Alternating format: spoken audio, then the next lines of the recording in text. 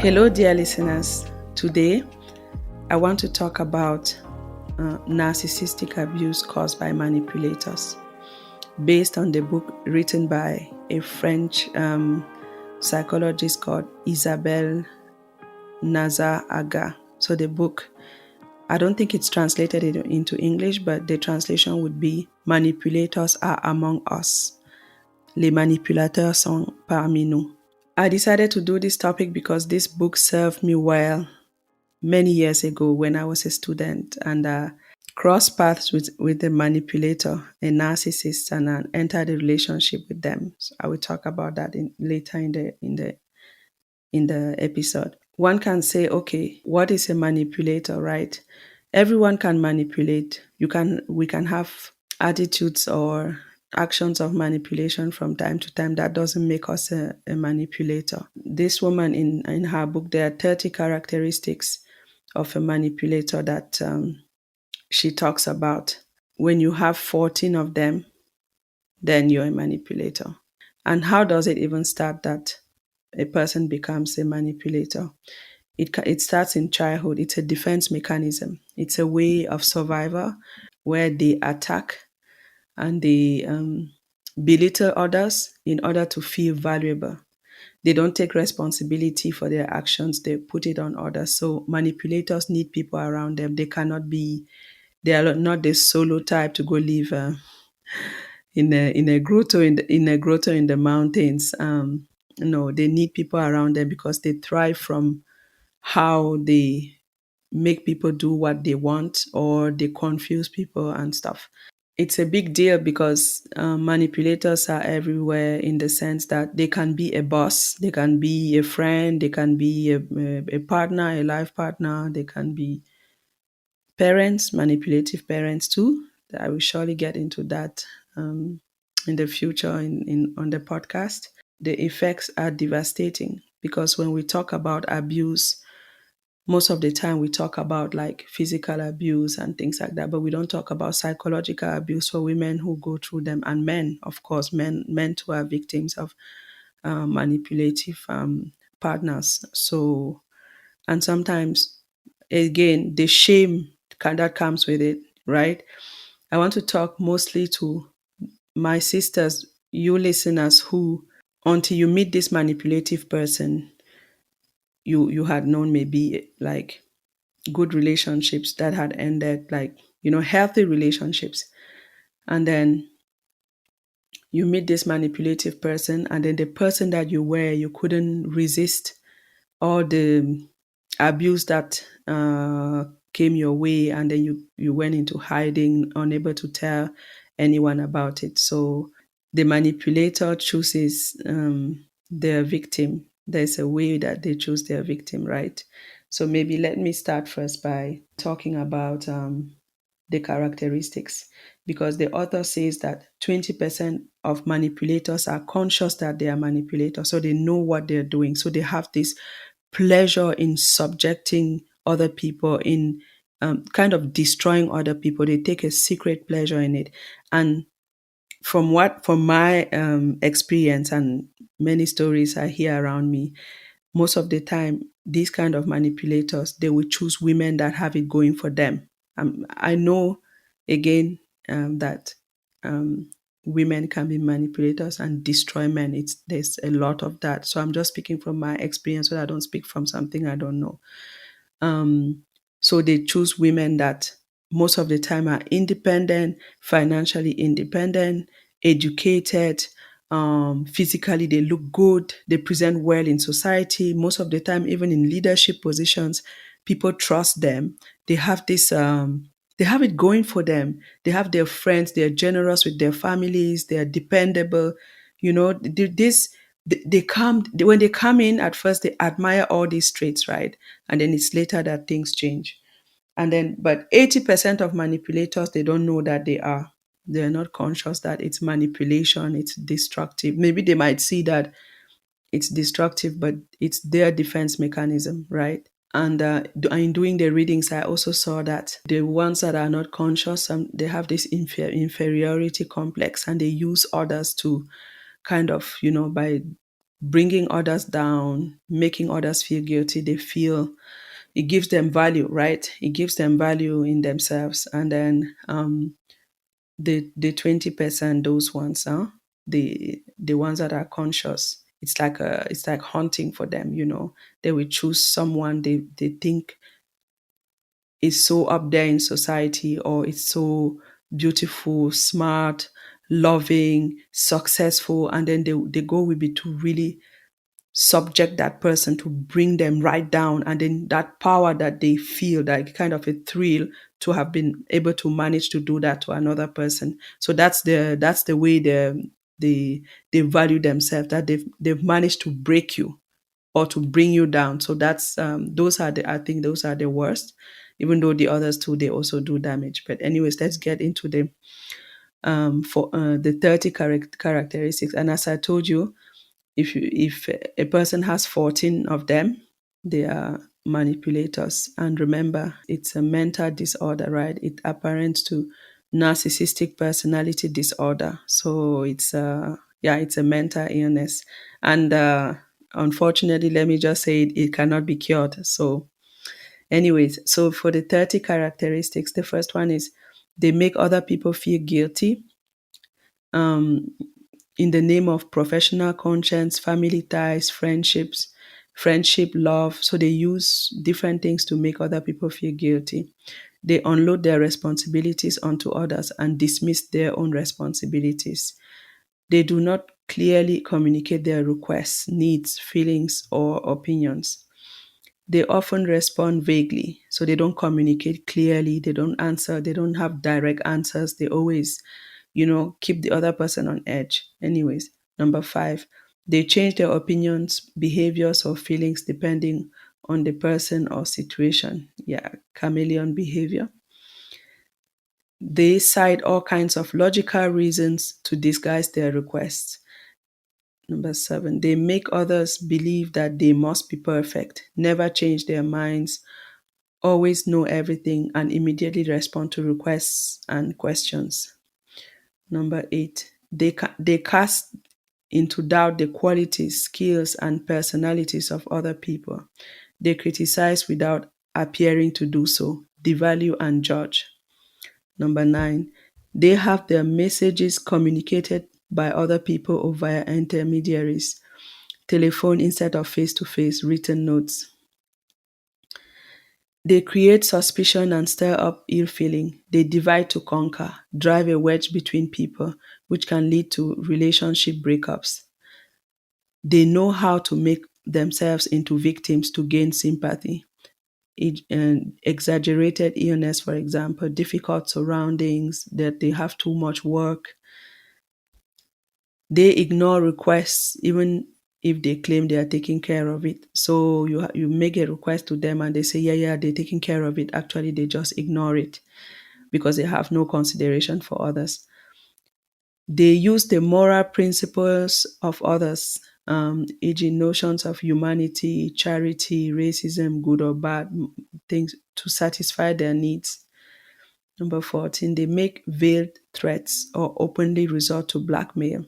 Number 15, they abruptly change topic in mid-conversation. Number 16, they avoid or get out of discussions and meetings. 17, they rely on the ignorance of others while vaunting their own superiority. Number 18, they lie.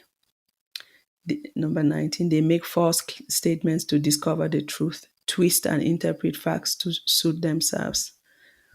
Number 20, they are self-centered, they are egocentric. Number 21, they can be jealous even if they are parents or spouses. They can be jealous of their spouse or even of their kids. Number 22, they cannot take criticism and deny facts. A manipulator or a narcissist is able to argue with you that the sun is not out when you see the sun is out. Number 23, they do not take into account the rights, needs, and desires of others. 24, they often wait until the last minute to ask or have others do something. So they will not tell you well in advance so that you prepare yourself. They come with last minute requests and then people have to jump and ally. 25. Their words appear logical and consistent while their attitudes and actions or lifestyle are totally opposite.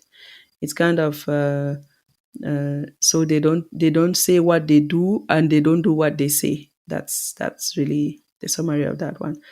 26. They use flattery to seduce us, give gifts, and suddenly start waiting on us hand and foot. So, especially when they feel like the partner also is kind of moving away, they will come back with flatteries, gifts, flowers, and declarations of love and crazy. And yeah. 27. They generate a state of discomfort, making the other person feel as if they are in a trap, they are not free. 28. They are excellent at meeting their own goals, but at the expense of others. They're emotional vampires. They take all the energy out of others and they use it to meet their own goals. 29. They make others do things that they would probably never have done on their own or of their own free will. Number 30, they are constantly the focus of conversation among people who know them, even if they are not present. Yeah, because they divide, they create so much havoc in groups of friends or family that even when they are not there, or at work, it could be at work too, right? When there's a narcissistic colleague or boss or something, and the person is not around and everybody is talking about them constantly. So there are also a few non-verbal ways this kind of person relates to others. I would say even particularly to a partner. They have a shifty gaze, like they don't look people in the eye when they talk. Um, they look elsewhere when you're talking to them. And sometimes the volume of their voice can be too low or too high, like very loud or not loud enough. They don't show emotions. They don't show any emotions. And the person who is a victim of this, it has psychosomatic consequences. So it's not only like psychological problems that it creates for the person, it creates also like physical problems, right? Feelings of guilt, aggressivity, anxiety, moments of sadness, fear, and sometimes depression, and for others, even as far as suicide.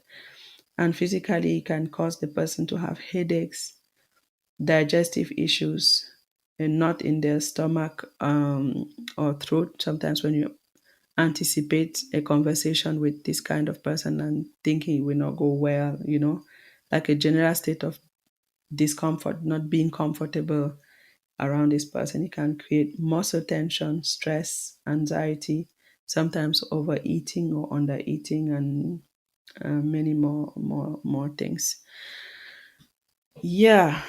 So for my part, how I found this book is when I dated someone when I was 20 years old, and I wanted to get married to the person, and I realized when the relationship ended that I was totally manipulated. The person I thought this person was never that person. And I was so sad, and everybody saw it except me. Everyone around me, my mom, everybody could see that he was manipulative, he was cheating, many things, and I just couldn't see it. And I was beating myself up so much that how come I didn't see it? How come I'm such a strong girl? How come I didn't see this person, how they were behaving? So, in doing research, in trying to heal, in trying to understand, I found this book. I don't know, that was in early 2000s and stuff. So, I don't know how I found it. Google, I don't know if Google was already so good. Anyways, I found this book, Les Manipulateurs sont Parmi Nous. And then I read it and I was like, it just opened my mind because I was so naive. I didn't know anything about relationships. I didn't date when I was a teenager. I really started dating very late, like towards my 20s. So there were many things I did not know, like in the dynamics, right? In a relationship, what was normal, I didn't know any of that. So when this relationship ended and I was so disillusioned, and I read that book. It just opened my eyes. I'm like, okay, at least if I get into another relationship that is like this, I will see the signs, right? Um, Fast forward a few years later, when I was doing my master degree in London, I go from Geneva, Switzerland to London, UK, and I didn't know anyone. And I was in my student room, and then I would go on campus. And I think on the first day on campus, I meet this guy, and then we had like said there was a student group created on Facebook before we came to London, and we had said hi to each other on the group. So when I got there, so we recognized each other on the campus, and yeah, so like very quickly, we became very close because he was there to study. He all his family was like in Paris, and then so we became very close. And I think he thought we were going to date, and I was just out of a. I was just. I had been. My heart was recently broken by a person I thought would be my boyfriend, and it didn't work out. So I didn't want anything. So, and then I told him that I didn't want to date him, that it was not the time for me, and I'm not interested in him. I think it was like the signal to him because he's a narcissist. I became like he had to chase me down, right? He had to conquer me. Yeah, it's not seduction. This is really like manipulation. And even my heart was broken as I was telling you. So I was already like in shambles kind of, and there was this guy showing me so much attention, and that was like the propitious terrain, like environment, because I don't know anybody in London. All my support system is in Switzerland. Then there's this guy, uh he's like spending all his time with me. That's what they do. They want to spend all their time with you. That those are some of the characteristics. They ask to move in after like 3 months. Yeah, they want to do everything with you. They mimic your life. They start liking the things you like, as if they don't have a personality, like a chameleon, right? So that's the seductive phase. So in relationships, maybe I should have started with that. In a relationship with such a personality, there are two phases or three phases if there is a marriage. But the first phase is this seduction phase, where you think they are the best thing that could happen in your life, because these kind of guys, for my in my experience, they dress well, they are very smart, they have money, they have nice watches, like they socially they look really good, they are very intelligent, they have many degrees or a high flying job and things like that. So it looks like the catch, right? And that's the first phase. So in my own first phase, he made my life as easy. If I needed anything, he would do it for me. He would go, like, I needed coins to be able to do laundry, and then I was feeling lazy to go out and get coins. He went and changed like a huge box of coins and gave me. I mean, I think I had enough to do my laundry for the whole school year and things like that. Taking me every day to lunch and dinner in a restaurant, creating this fake trust, like trying to make you trust them at all cost. He gave me like the code of his bank card every time we went and ate at the restaurant. When the bill came, and then he would put his card and he would tell me to put the code. So it makes you feel as if he trusts you, like he's building this, but all of that is fake. It's not real. That's not the real him. It's only to seduce you, to make you feel as if you've met the one, the guy that will save you. Especially with us, some of us, when we from Africa, from my community, some of us had women that we fight hard, we succeed, we are going out there, we have wounds, right? Wounds from childhood that we haven't dealt with. So when a guy like this comes, he looks like the savior. He looks like that guy that will make your life right.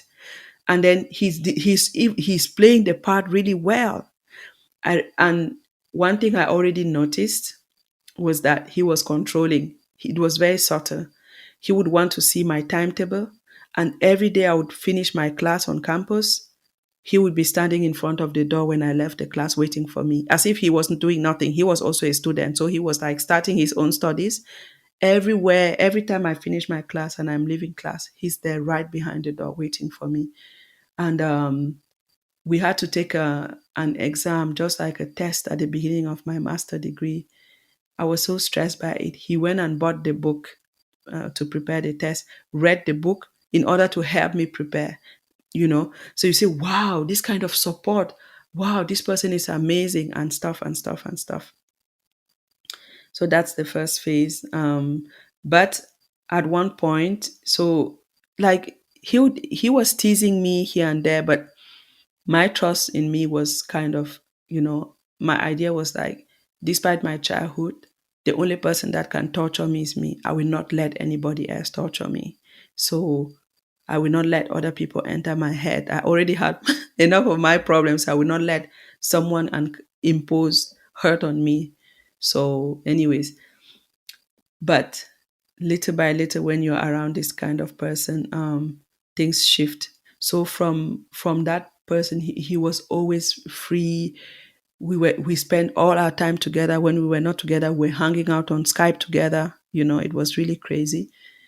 But afterwards, one day he told me that he made fun of me that I cannot cook. I said, okay, okay, I will cook. So I cooked some, like I really went um, and bought African food. I cooked like several dishes. And on the time he was supposed to come, it was a Sunday to eat. He never showed up and I couldn't reach him.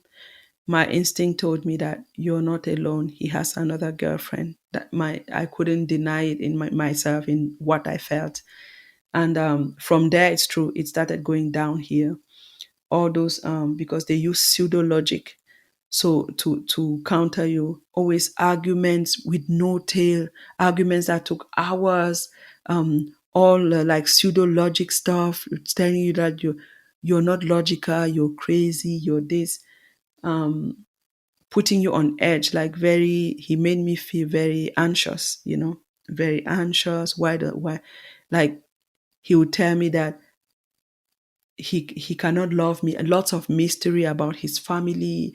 Yeah, that he would like to be in a relationship with me, but he cannot, when he's done everything to be in a relationship with me. Anyways, it was really, really, really a mess. And I saw all the signs.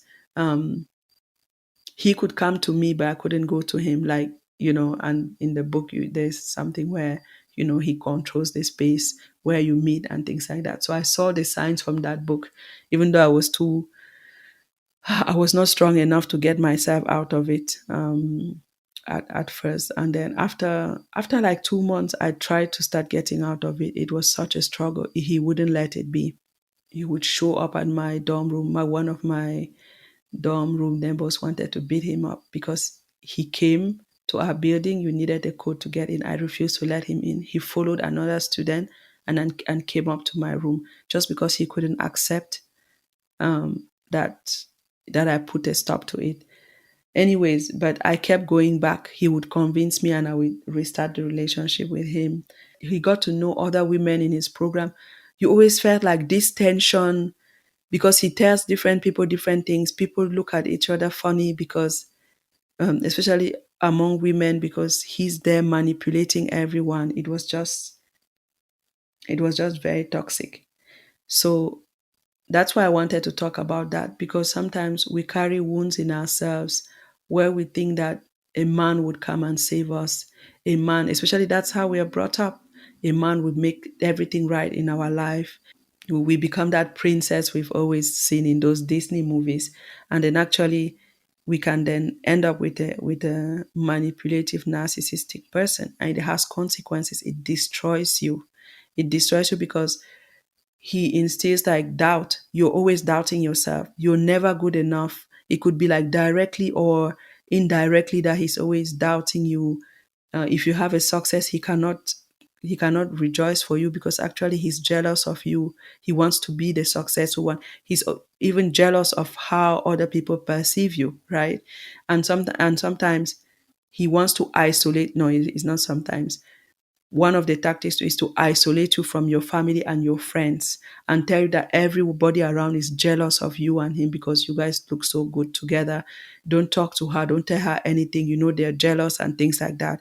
And then so you're isolated and you don't say anything to anyone and you suffer so much, especially when you're someone like you're a leader, you're in this leadership position at work, you're a high flyer, you're a go-getter, you've studied, you're successful, you look good, many people admire you. Like in society you have like um many people looking up to you and admiring your path in life. To be a victim of such a person brings a lot of shame. And when we are isolated like this, sometimes we don't even dare to reach out to others anymore. We keep isolating ourselves because we don't want to tell people what we are going through. I think where it's really difficult is when there's codependency, right? When the partner is codependent and things that they need this love to survive, and then it can really be really bad because over time, over the years, if a person stays with a narcissist manipulator a long time, it really sucks the life energy out of them. It sucks the life energy out of them. So it is important to go back and reevaluate our own values, what we stand for. And when we realize, of course, awareness is the first thing.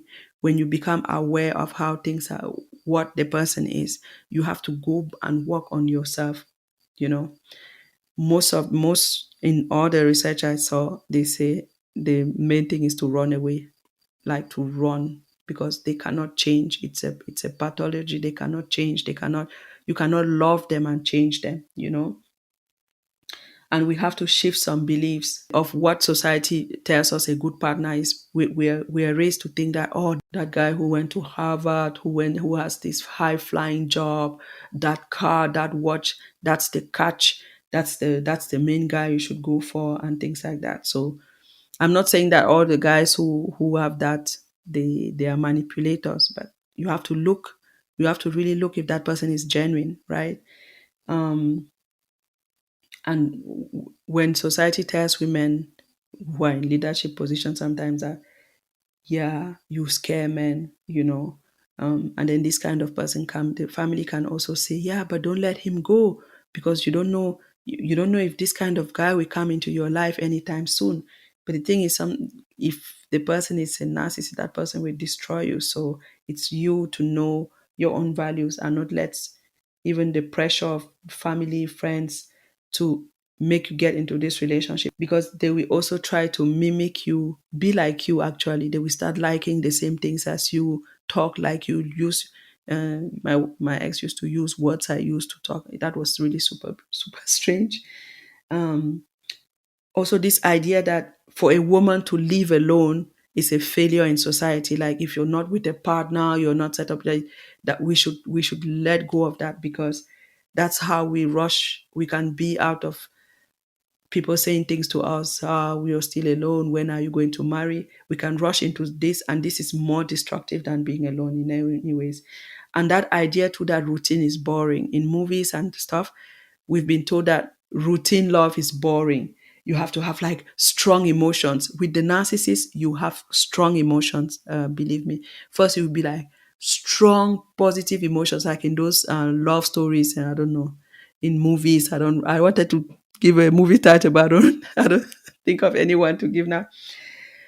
But when this, you also have like strong negative emotions, lots of tears, of loneliness, confusion. So yeah, that idea to that routine is boring. That's not a life. That's also false, right? The idea to that we can heal other people with love, that if you love the narcissist enough, they will change, they will turn around, they will start loving you back, loving your children back, they will stop cheating. Or no, it's a pathology. In the book, they say that these people, they cannot love. They get attached, but they cannot love. They're so stuck in what they think of, their own idea of themselves, that they don't love. And also, when the narcissist get this person who is high flying and stuff, these are people who persevere in the face of adversity usually. If something is tough, they will keep going, they will push, they will find solutions, they will keep going until a breakthrough happens and then a solution happens. Well, in this case, that doesn't work well, actually, because the person will not change and you will hurt yourself. So these are beliefs that we have to examine. Set a boundary of who you are and who this person are. Like that immersion, that mix of everything is very bad, because yeah, you're left confused. Things are not working out. Have community around you, a community of trusted friends that you can share with them the history of your relationship, that you can go and debrief how you met, how things changed, how this, how that. Maybe thinking things through, you can see the pattern of that first phase of seduction, of love and everything, and then the other phase of where they devalue you, you're not good enough, everything you do is not good enough, they criticize you, you have to be perfect, which is bullshit. No one has to be perfect, but they make you feel as if you have to be perfect and you're substandard, and it makes you, when you're already doubting, the worst part is, that's my case, huh? When you're already doubting of yourself, of your self-confidence, your self-worth, the worst thing for you is to meet a narcissistic, manipulative partner or boyfriend or whatever. That's the worst thing that can happen.